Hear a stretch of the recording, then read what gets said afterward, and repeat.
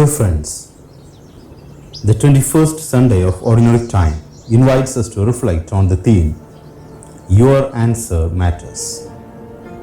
No communication is complete without feedback. Every communicator would like some feedback. Jesus too wants to get some feedback as he is coming close to the end of his earthly ministry and is preparing his disciples for his departure through his suffering and death upon the cross. So he asked the first question to his disciples, "Who do people say that I am?" The disciples reported various answers. Then Jesus wanted some internal assessment of himself, as it were. So he asked, "Who do you say that I am?" Peter spoke up, "You are the Christ, the Son of the living God." Peter's role in the revelation cannot be minimized. God does not reveal anything without the cooperation of man. And therefore, we can say the knowledge about Christ was revealed to Peter and not to any other disciples. Perhaps Peter knew Jesus better than the other disciples and had a personal experience of Jesus. Knowing is impersonal, but experiencing is very personal. Today Jesus asks the same question to us. Who do you say that I am? In other words, who am I for you? What would be our answer? And our answer matters a lot. Do we have a personal experience of Jesus? In today's world, people are searching for a God experience. Will we be in a position to share our God experience with them? Contemplation is the best way to experience Jesus. It is enjoying the Lord by just being with Him. There are no feelings, no words, or no actions in contemplation, but it is best form of prayer by being at the feet of the Lord. Our experience of Jesus in our life has to be shown in the way or manner in which we live, in the way we are available to our neighbor's needs, in the way we are linked to the world and try to solve its problems. Nowadays, many of us are happy and comfortable just to be in our little kingdom. We make our comfortable zones.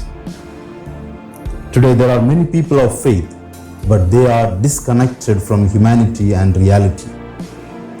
If we are disconnected from humanity and reality outside, then we have not experienced Jesus, not known Jesus, because humanity is the fundamental and basic quality of every human being.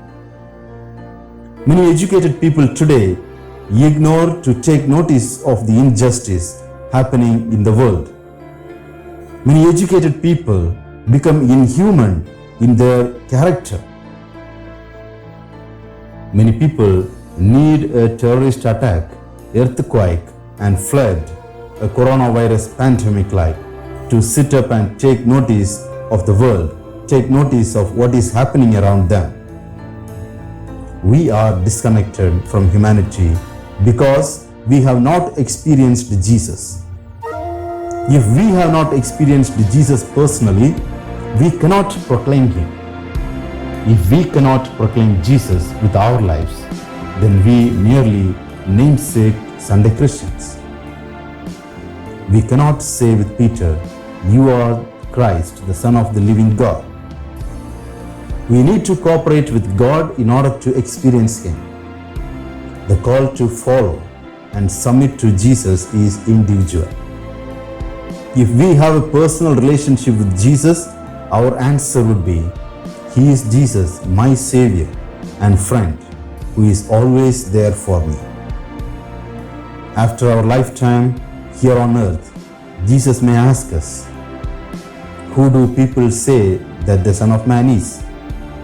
And who do you say that I am? Or who am I for you?" How would we answer Jesus during that time? our answer matters a lot. Let us ask the Lord for the grace to experience Him in our connectedness to humanity and reality. Be ready with the answer. Let us pray.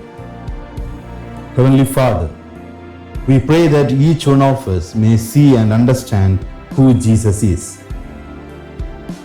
May you, through your Holy Spirit, open our hearts to understand that Jesus is the Christ, your Son, and that He is our Lord and Savior. Amen.